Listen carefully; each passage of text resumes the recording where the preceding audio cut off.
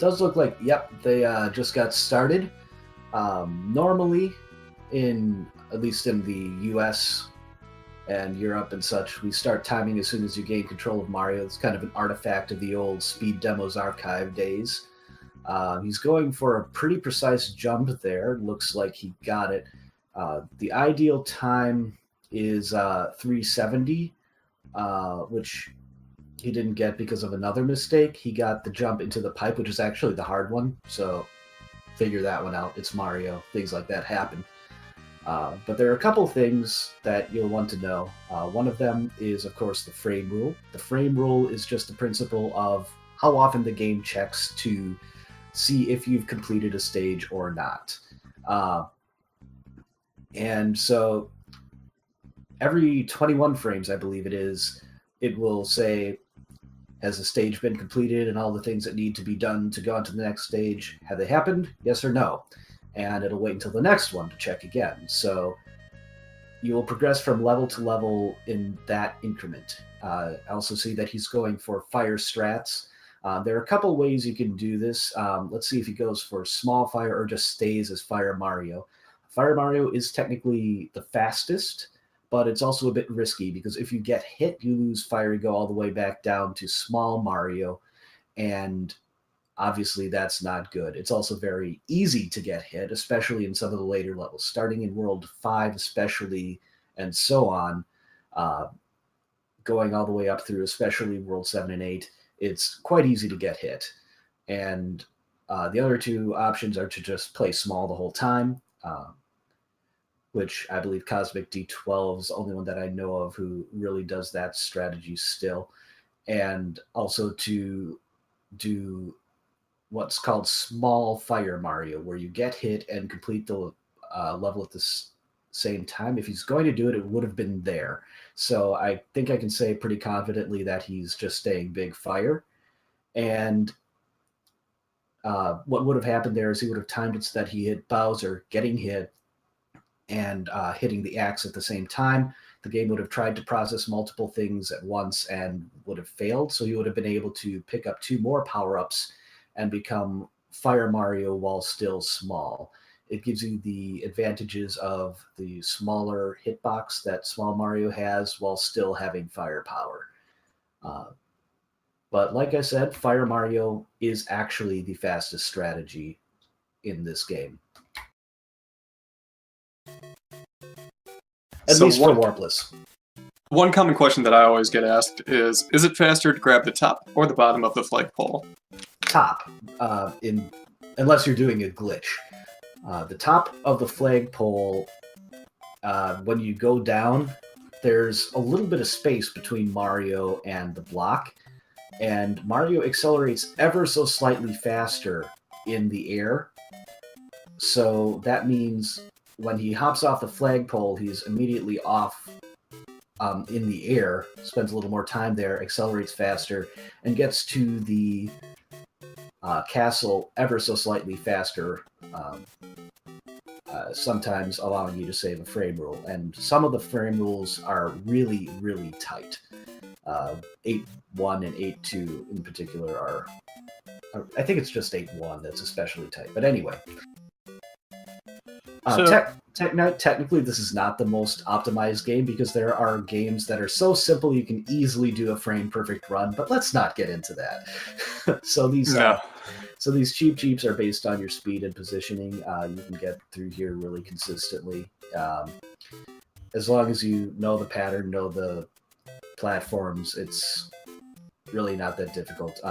Another version of this kind of game, Mario Brothers 2, also known as Lost Levels, it gets a lot more complicated, but yeah, it's not as bad here. It's a little worse in the second version of that level.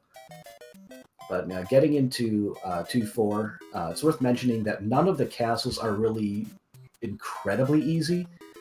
A lot of that is because Bowser's flames are random, and especially if you're on a frame rule that you're not used to, some really crazy stuff can get thrown at you because the frame rule affects random elements like Bowser's fire. So RNG still has a little bit to play with it. And if I can ask a question, you were talking about the frame differences between top and bottom.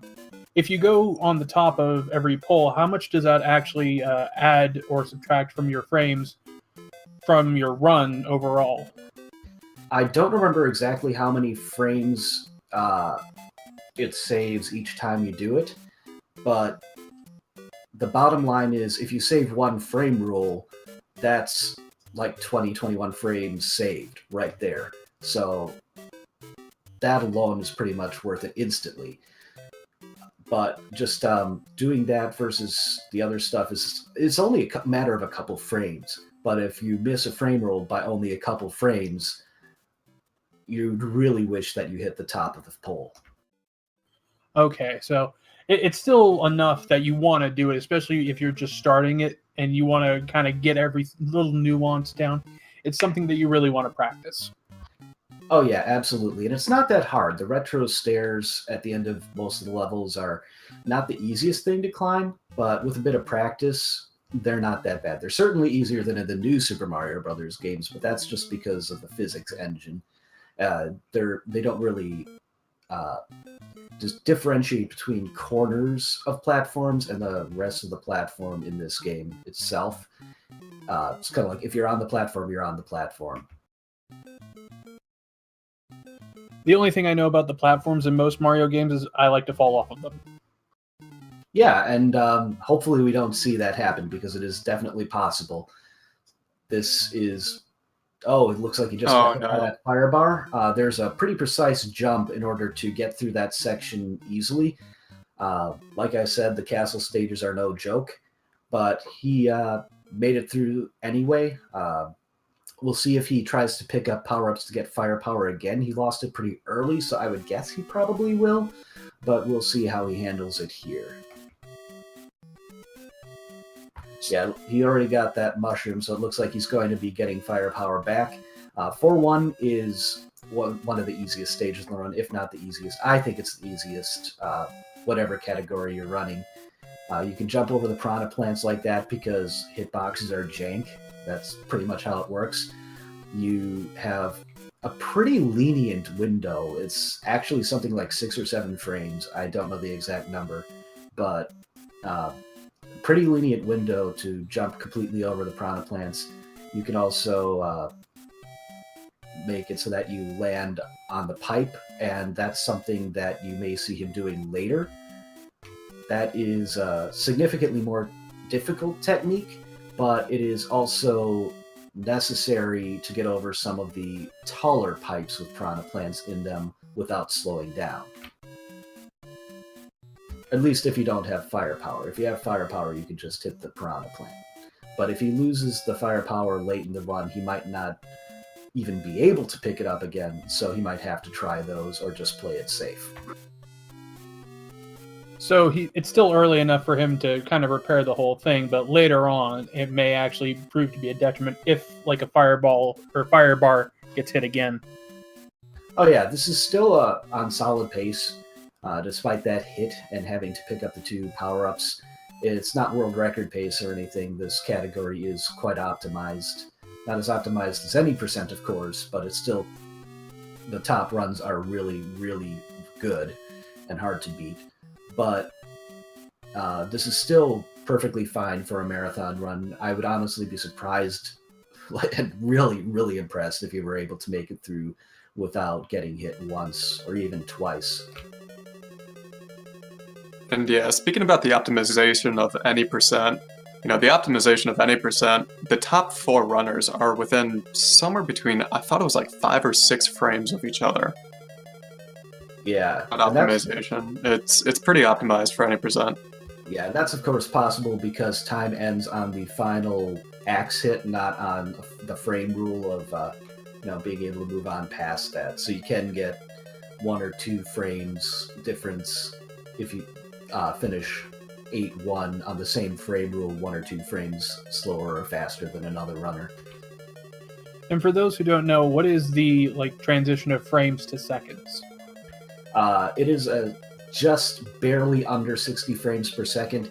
Just consider it 60, because those silly decimals like 59.999 something are not really necessary to know unless you're doing video encoding or other much more technical stuff than that.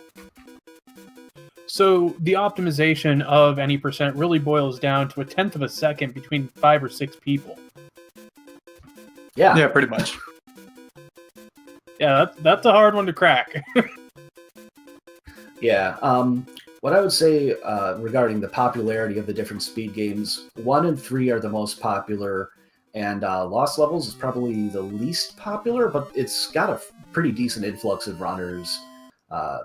I know Big John running it and Cosmic picking it up, and some of the other guys who have picked it up have played into that, either playing it on SNES or on the Famicom Disk System version. And Mario 2 US is... honestly, now it might be the least popular speedrun of those 4 games, but there's still people who run it. Yeah, for me, I think I would have to try speedrunning on a game that wasn't so optimized, just so I could actually have a little bit better opinion of myself. I don't know. I mean, I started off with a game that's just hell to optimize in Sonic 2, and so I got used to not being optimal pretty quickly. So I wouldn't say you'd have to stick with something that isn't as optimized. If you enjoy the run, enjoy doing it, then you enjoy it, and that's what's most important. But anyway, getting into the latter part of the run here, there are a couple stages in World 6 that are a bit tricky. You can see the Lakitu here. It's not really much of a threat unless it gets slowed down. But in 6.2 and 6.3, it does get a little bit more complicated. In particular, I want to make sure I'm getting this right. I want to say it's 6.2. You just got a firework there. 1 firework is not a big deal. It does not cost any time. 3 or more fireworks do cost time. I'll get to that in a second because this is the level I was talking about. Fortunately for him, he's doing this as Fire Mario. You saw that little technical jump there that he did a second ago to get in that little gap between the bricks and the pipe. It's pretty easy to get caught there and get hit, but he managed not to. If you're doing this as Small Mario, it's significantly more difficult, so it's always impressive when you see someone do it like that. But anyway, back to the fireworks.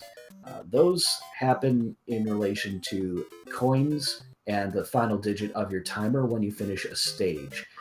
So you can get 1, 3, or 6, like I said, and you obviously want to avoid anything more than 1, because while 1 doesn't...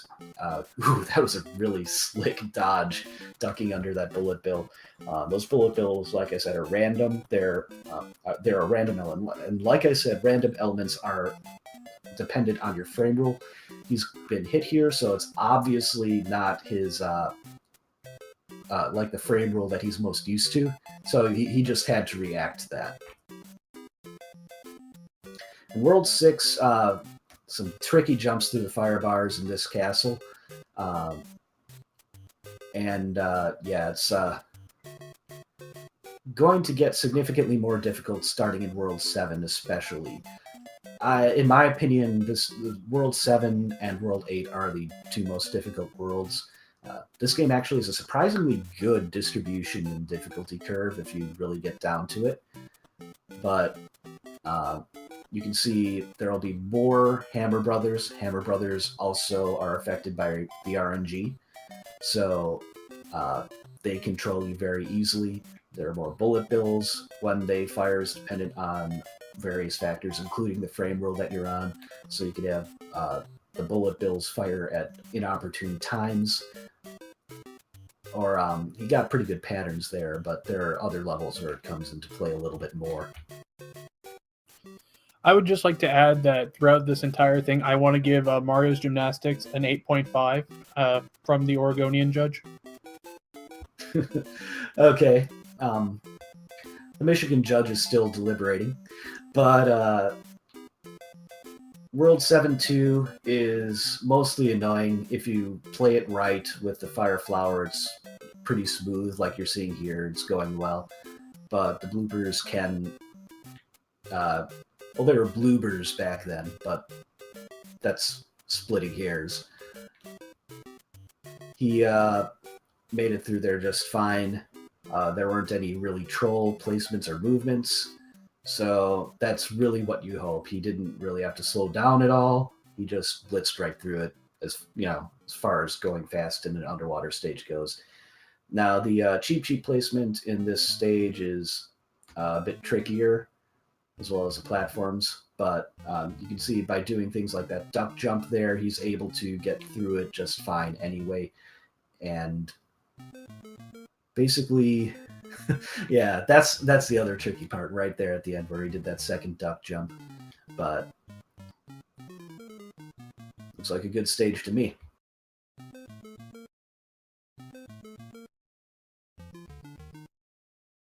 Alec, if you got 1 second, can you just define warpless for us, please? Yes, there are warp pipes in certain parts of the game. Also, he's... just interrupt that explanation for a second. He's going a particular path here. If you don't go that correct path, then you repeat the stage endlessly. So that's a... Oh, it looks like he just got hit there too. If he plays warpless, or warps as well, any percent, then he'll be fine because he should be used to playing World 8 Small. But anyway, yeah, like White Sparks is saying, warpless doesn't use warps. So it's beating every stage in the game. It's kind of a... There is no real 100% category for this game, so it's kind of as close as you're going to get.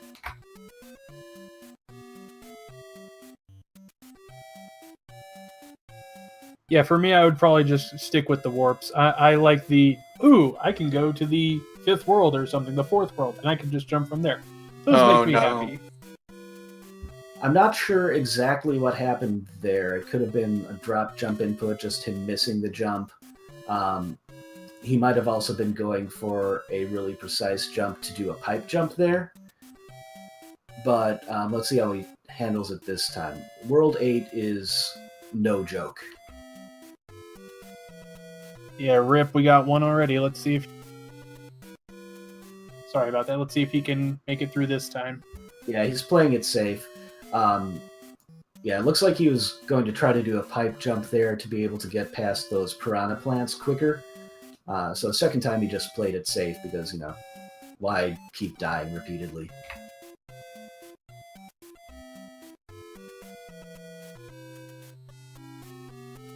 Still, overall, I'd have to say, very good run. What about you? For a marathon run, this is going quite well so far, so expect him to die because commentators curse. Anyway, 8-2 is another fairly tricky level. There are paratroopers all over. Looks like he's getting a mushroom there. Probably just for safety in the rest of this level and in 8-3. 8-3 has a ton of Hammer Brothers, and you can also see that sort of thing happen. So if he was getting that for 8-3, he wasn't even able to keep it there. But for oh no. For purposes of backup stats, it's good to know where all the power-ups are. And you can see he's starting at the beginning. There are no checkpoints in World 8, so if you die, you have at the end of the stage like that, you have to replay the entire thing. He does get a chance to get this mushroom again, though. Well, that's good. Something for nothing, I guess. But there is one thing I've been hearing about this, but someone has to explain this to me. I'm new to this whole commentating thing. What is the commentator's curse? The commentator's curse is you say they're doing well, they do something bad. You say they haven't died yet, they die. That sort of thing. Oh, they're having really good luck, they get trolled. So that's the commentator's curse in a nutshell. But anyway, he slowed down at the very end there to avoid getting 6 fireworks.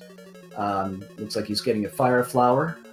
This is probably just to deal with the Hammer Brothers in this stage, because then he can just blitz through them like he is here. Also dealing with the piranhas becomes a little bit easier. Obviously just a safety strat because it's a marathon.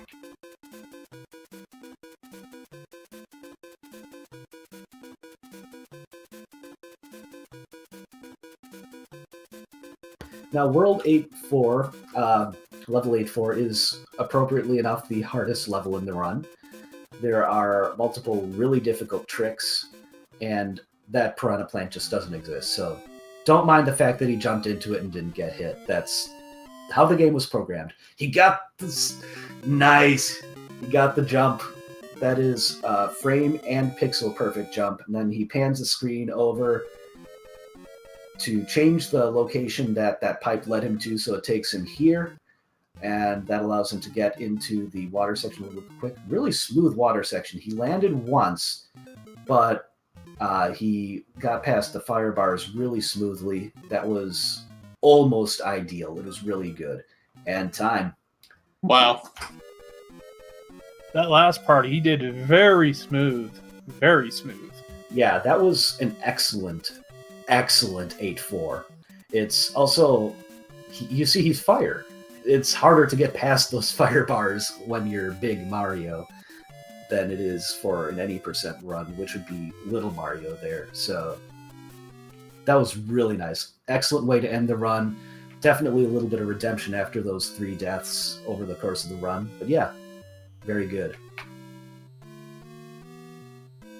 All right, I just put in the chat here, the runners and the commentators. Make sure to give them some love, give them a follow, let them know that you're following here in America and that you're watching here in America. We're very privileged to be able to restream this here. We love working with these guys. So make sure to show them some love. Once again, Alec, Mr. Big T Anderson, thank you so much. Alec, very insightful on everything here. Mr. Big T, I hope that was a fun experience for you. Be in here in the commentary as well. I didn't light anything on fire, so I'll count that as a plus. We did good. Anyone want to end on anything before we move on here? Not really. Thanks for having me. I'll be commentating another couple runs, including Lost Levels, like I alluded to a couple times in commentary. And also Perfect. Final Fantasy XII International Zodiac Job System, which if you think, oh, boring RPG run, it has a speed-up system. So he's going to be flying all over. It's actually pretty interesting, I think. So definitely stay tuned over the course of the weekend, not just for those runs, but for as many as you really want to catch. And hey, give a couple games that you might not know much about a chance. It's always interesting to see that. Definitely. Alrighty. Oh, So sorry we're gonna for have interrupting. I got a couple of games that I'm commentating as well, so I think just the whole thing is going to be a real blast. It's a good time. So I'm gonna come to the end of my hosting job for the night. I'm gonna be